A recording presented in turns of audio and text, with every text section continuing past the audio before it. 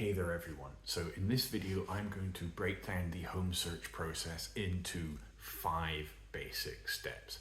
Now, of course, buying a home, it's a complicated transaction. There's a lot more that goes into it, but these are kind of the headline points that you need to hit as you work your way through the process.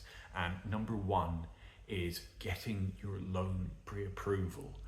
It's not the exciting bit. Everyone's much more interested in searching for a property, but if you can get a loan pre-approval, or if you're lucky enough not to be using a loan, getting your funds in place in a situation where they are ready to go means that when you do find the property that truly speaks to you, that you want to make your home, you are ready to make an offer right away.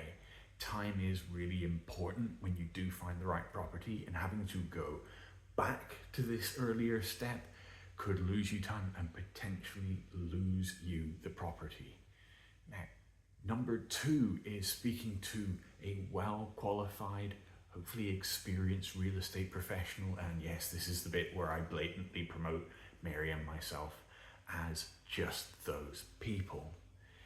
You may have an idea of what you're looking for, but a seasoned real estate professional will be able to help map out what is reasonable within your budget, also where there are opportunities to maybe explore other cities, neighborhoods, types of properties. A full-on conversation of wants and needs is essential because it allows us to conduct a targeted search and send you properties that are actually relevant to what you are wanting to buy, rather than wasting your time. Now, number 3 is actually looking at property, and I realize you kind of wanted this to be point number 1, but if you haven't done 1 or 2, you're not going to have an effective experience doing part 3. You can attend open houses, although I highly recommend signing up with a realtor to represent you, which does require signing a buyer-broker representation agreement. And they will be able to take you on private tours of properties, giving you time to really get a feel for a home. As buyers, we're kind of expected to make decisions very, very quickly after a 5, 10, 15-minute tour of a property. But if you have a professional working with you from the off, they can usually get you a private tour where you have much more time and flexibility. And let's be honest, if it's a busy open house, you're more focused on elbowing past other members of the public than necessarily the pros and cons of the property itself.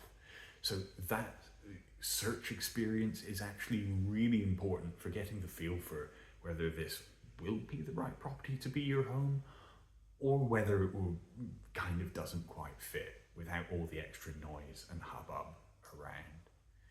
And part 4 is negotiation, and I'm going to go back to parts 1 and 2.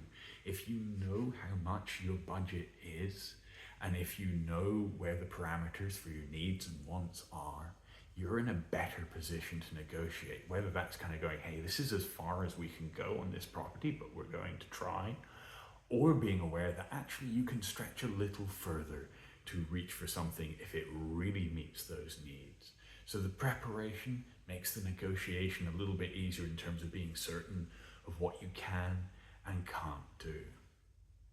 And part 5, well, if we're successful in the negotiation period, we then have escrow, and that is where we go through a ton of paperwork. Sorry, there's no avoiding that. We also have things like our inspections, appraisals, clearing our loan contingencies. These are vital parts that all kind of well together into this last 5th phase of the search. I didn't mention that there's a 6th. The 6th, that's the bit you're actually looking forward to, getting the keys to your brand new home. So there you have it in as quick a summary as I can, the 5 key parts of searching for a home, and of course the bonus, number 6, getting those keys. Hopefully that's helpful. Thanks. Bye.